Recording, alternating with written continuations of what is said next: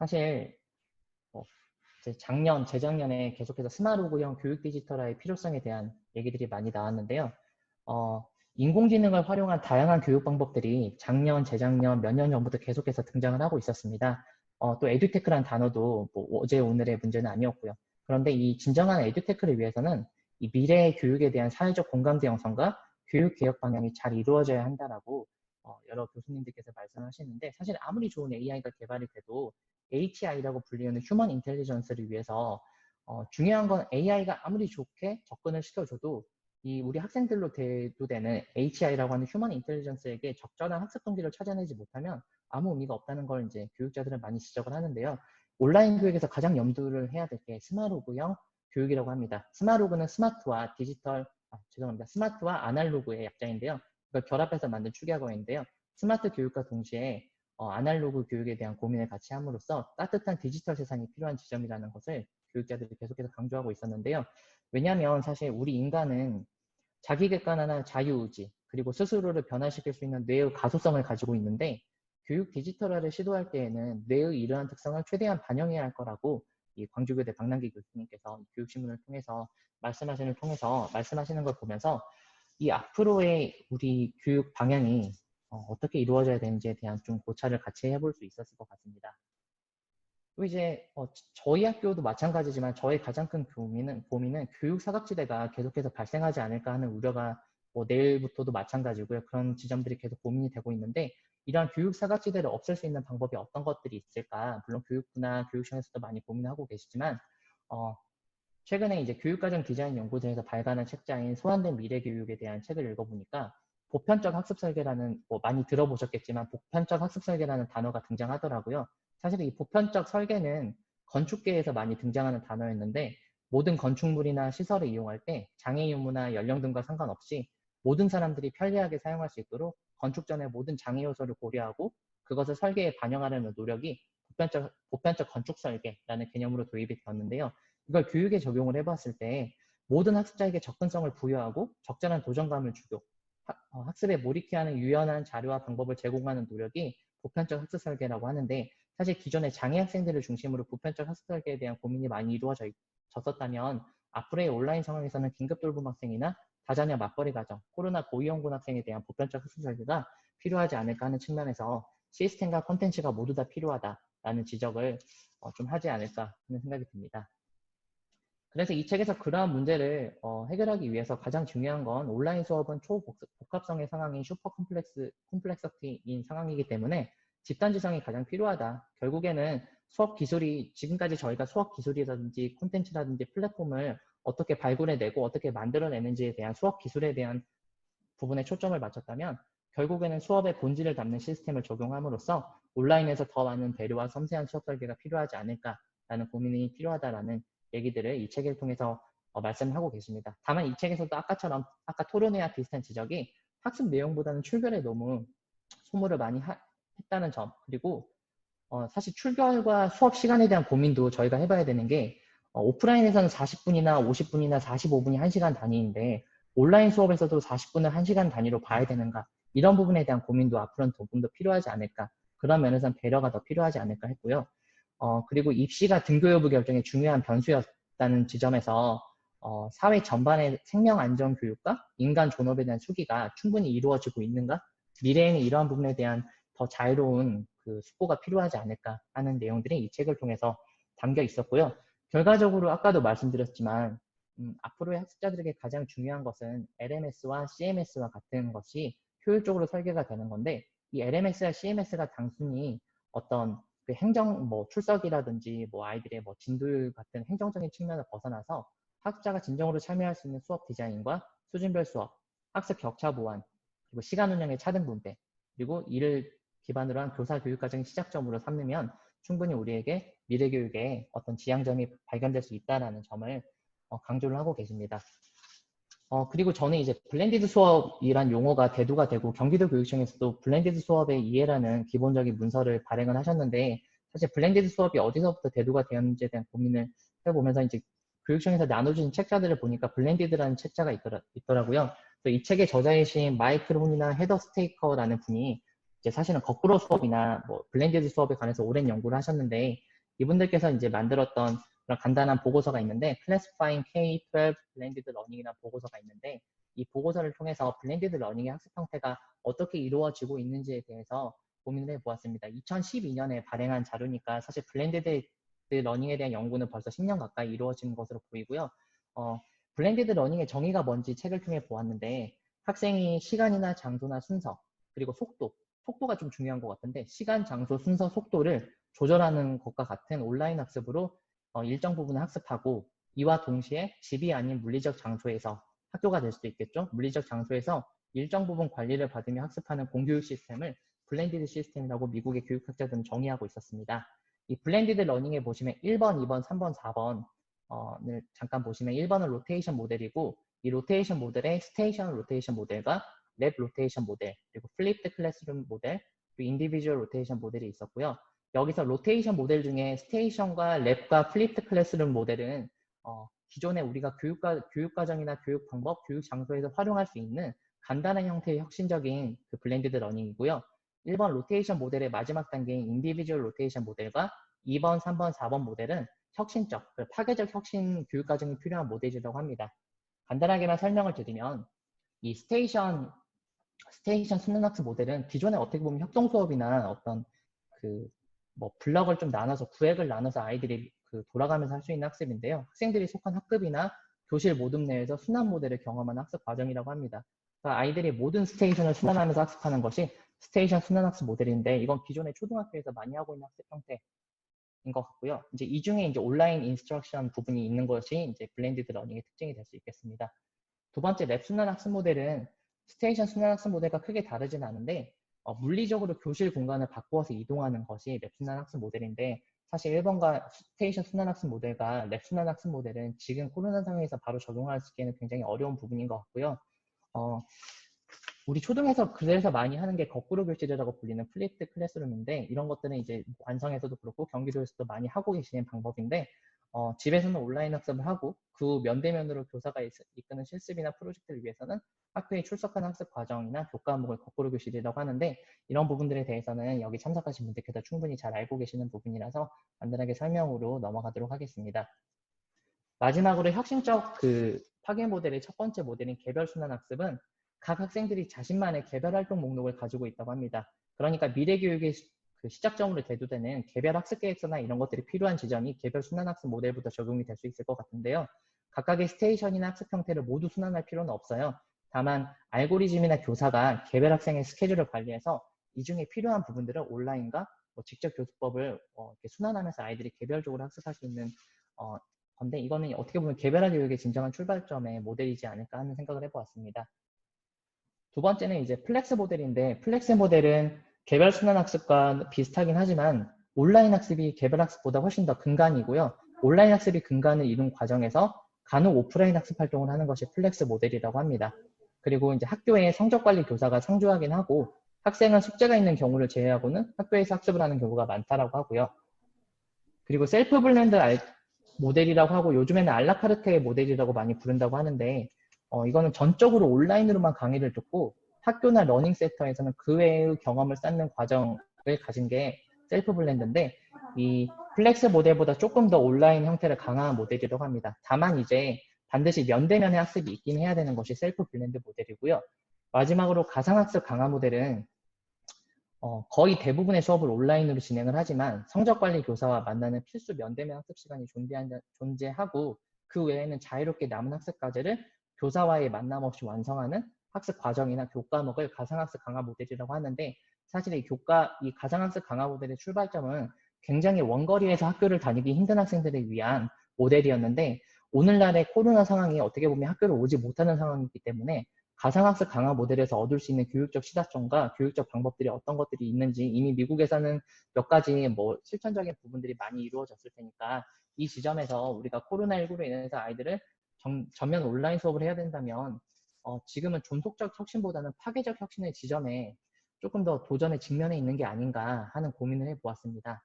다만 그렇다고 해서 블렌디드 러닝을 무조건 받아들여야 되는 것인가에 대한 고민이 있었는데요. 이 교수님들께서도 이런 얘기를 하십니다. 블렌디드 러닝이 이루어지기 위해서는 세 가지 조건이 있는데 반드시 이 세 가지가 다 필요하다. 첫 번째는 온라인 학습을 통한 부분이다. 시간과 장소와 순서, 속도를 조절할 수 있는 온라인 학습이 반드시 양질로 제공이 되어야 되고, 두 번째로는 학교 현장에서 어느 정도 물리적 환경이 존재하는 곳에서 관리가 필요하다. 그렇기 때문에 대면 수업의 중요성을 간과하지는 않으세요. 그리고 마지막으로는 온라인 학습이 제공이 되고 아이들이 일주일에 한 번 정도의 등교를 하더라도 가장 중요한 건 온라인과 오프라인 교육 과정에 통합 학습 경험이 필요하다. 그래서 단순히 온라인으로 주제를 학습하고 교실에서 그 주제를 반복해서 학습한 다음에 평가를 보는 것은 블렌디드 러닝이 아니다. 그것은 그냥 지루한 것의 반복에 불과하다고 지적을 하십니다.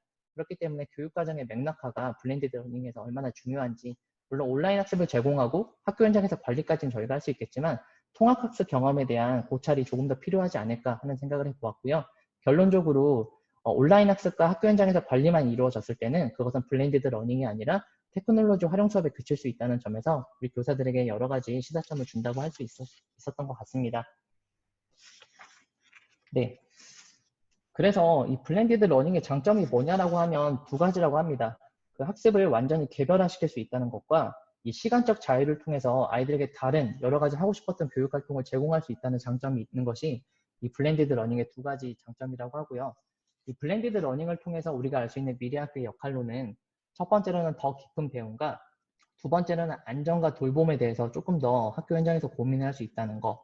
세 번째로는 결과적으로 아이들이 학교에 왔을 때 가장 원하는 것은 성취감을 통한 효능감과 그리고 친구들과 즐겁게 지내는 이 두 가지 경험이 필요한데, 이런 물리적인 환경을 제공하고 아이들에게 다른 진정한 의미의 창의적 체험 활동을 제공하는 의미에서 이 메이커 스페이스로서의 학교의 역할이 더욱더 필요하다는 것이 블렌디드라는 책자를 통해서 우리가 알 수 있는 지점이었습니다. 그래서 이제 교사의 역할이 뭐냐라고 했을 때 교육과정 콘텐츠 전문가, 내가 어떤 콘텐츠를 잘 만들어낼 수 있다면 교육과정 콘텐츠 전문가가 될 수도 있는 거고, 평가에 대한 관심이 많다면 평가 설계는 전문가, 그리고 빅데이터를 활용한 데이터 전문가가 될 수도 있다는 점에서 이 교사의 역할이 조금 더 전문성을 띄어야 되지 않을까 하는 그런 의미가 있습니다. 그래서 앞으로의 교사의 역할은 이 6가지 역할, 더 많겠지만 이런 것들이 조금 더 그룹화되고 전문적이어야 되지 않을까 싶습니다. 여기까지가 이제 블렌디드 수업에 대해서 제가 고민했던 고찰이었고요. 그 다음으로는 이제 수업을 구성함에 있어서 평가에 대한 고민을 해보지 않을 수가 없었는데, 미래 평가의 방향은 어떤 것들이 있는지에 대한 고민을 해보았습니다. 지금 저희 교육부의 발표자나 교육청에서 하고 있는 그 평가 정책의 방향에도 어느 정도 반영이 되어 있겠지만, 사실 평가 횟수와 방법과 평가 과목의 그 조절 정도로는 미래 평가의 방향을 충분히 담지 못하고 있다는 비판도 많이 있습니다. 미래 평가의 방향은 평가의 방법과 순서 및 속도의 자기주도권을 완전하게 부여했을 때 온전하게 이루어질 수 있다고 하고요. 그 이면에는 학습계약서나 자기학습 관리표 같은 것들이 필요하다고 합니다. 그리고 진단활동 주간 형성평가 피드백의 중요성이 점점 확대됨에 따라서 교사의 평가 포트폴리오 관리 역량이 중요하게 대두될 것이며, 또 사실 이제 미래 평가를 하기 위해서 서술형이나 논술형 평가에 대한 고민이 많이 필요한데, 서술형 평가를 어떻게 계속해서 할 수 있느냐에 대한 그런 고민도 많이 있잖아요. 그래서 이 평가를 조금 더 전문적으로 할 수 있는 자동 채점 시스템의 구축이 필요하다라는 얘기도 많이 나오고요. 그리고 역량 기반 평가로의 성적표 전환에 대한 고민도 많이 필요하다라는 얘기가 나옵니다.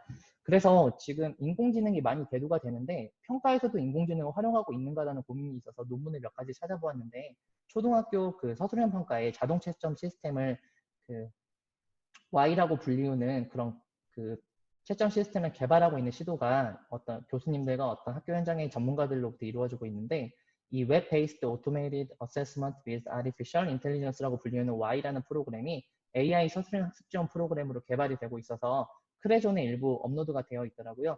근데 이거 아직 초등 수준의 기초 서술형 학습 지원 프로그램이 개발이 되고 있는데, 사실 이를 위해서는 조금 더 다양한, 왜냐하면 이제 서술형의 응답 부분이 너무 다양하기 때문에 교사들의 많은 응답 그 자료에 대한 집계라든지 도움이 필요하다고 합니다. 이런 것들이 조금 더 결합되면 10년 뒤나 20년 뒤에 논술형 평가는 조금 더 훨씬 더 교사들이 자유롭게 이용할 수 있는 어떤 환경적인 측면이 조성이 되지 않을까 하는 측면에서 AI 시스템이 교육 측면 전반적으로 활용되기 위한 시도가 이미 시작되고 있다는 것을 확인할 수 있었습니다.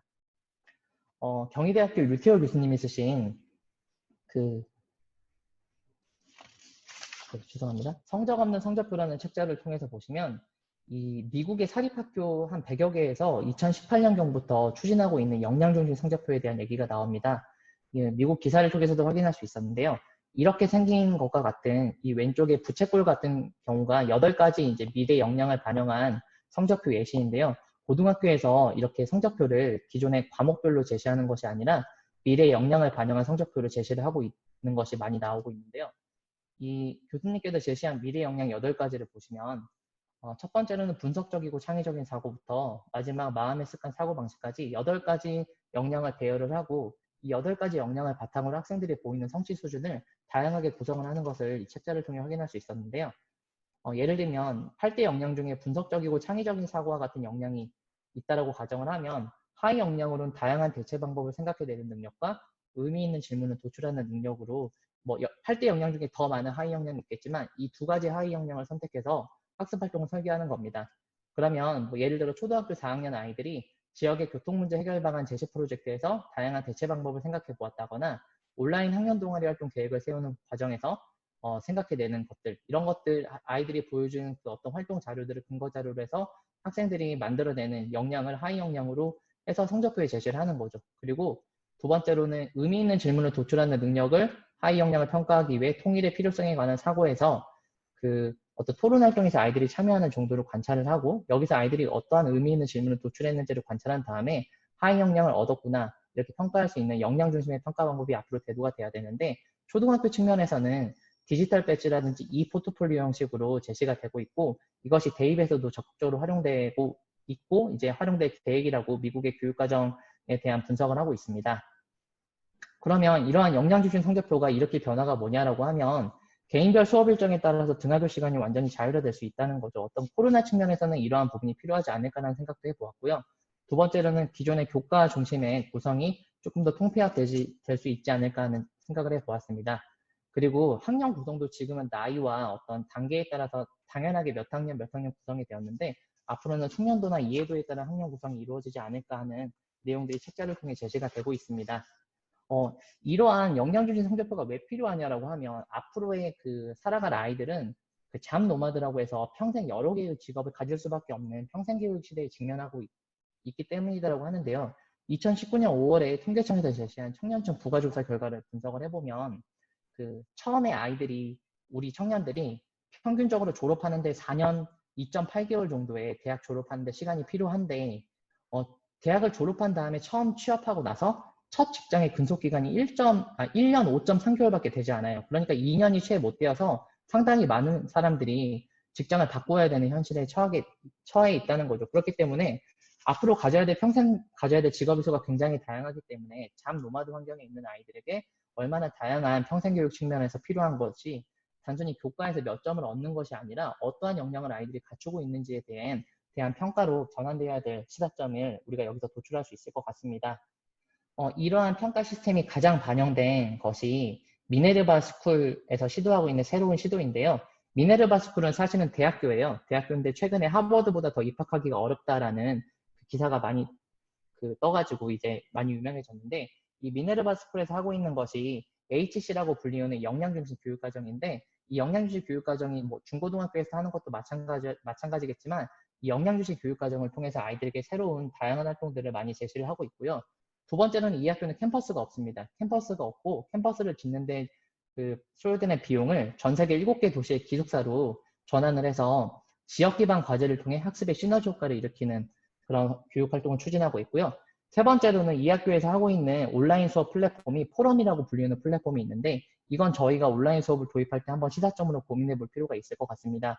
이 학교에서 하고 있는 모든 수업은 포럼 수업으로 이루어지고 강의는 거꾸로 수업을 활용한 자료로 대체가 되고 있는데 이 플랫폼이 굉장히 온라인 수업에 최적화되어 있어서 줌과 비슷하지만 줌보다 훨씬 더 양질의 플랫폼을 제공할 수 있다는 점에서 의미가 있는 것 같습니다. 그래서 이제 2014년에 개교가 된 학교라서 조금 더 지켜봐야겠지만 이 미네르바 스쿨을 통해서 아이들이 얻는 것들이 역량 기반의 어떤 성취라는 것을 우리가 알 수 있었고요. 다만 이제 EBS에서 하고 있는 어떤 교사의 고백이라는 다큐멘터리를 통해서 봤을 때 지금까지 저희가 프로젝트 학습이라든지 주제 중심 교육과정 재구성을 많이 학교에 도입을 하고 있는데 영국이라든지 미국의 몇몇 학교들은 전통적인 교과목 위주의 지식 기반 교육과정으로 돌아가고 있는 경우가 많다고 합니다. 왜냐하면 최상위권 학생들에게는 프로젝트 학습이 의미가 있지만 기초학력이 굉장히 떨어지는 학생들 같은 경우는 지식 기반 학습이 어느 정도 필요하다는 것을 역설하고 있는 것이 지금 우리의 현실과 아이러니한 외국의 현실이었고요. 알트스쿨이라고 불리는 아까 미네르바 스쿨과 조금 비슷한 초중등 교육과정이 미국에서 실시가 되었는데 이 알트스쿨은 사실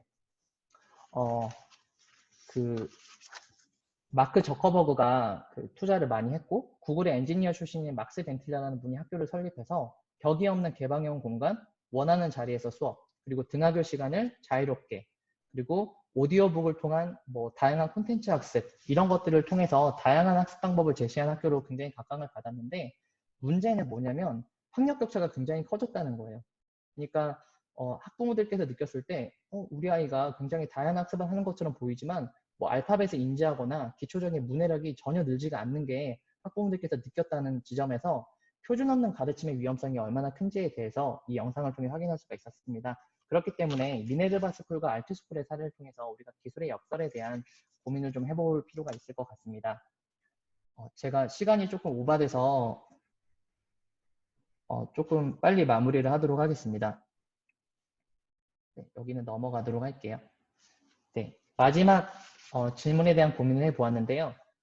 교육시선 오늘의 2020년 7월호에서 제시된 여러 가지 질문에 대한 내용이 나와 있었는데요.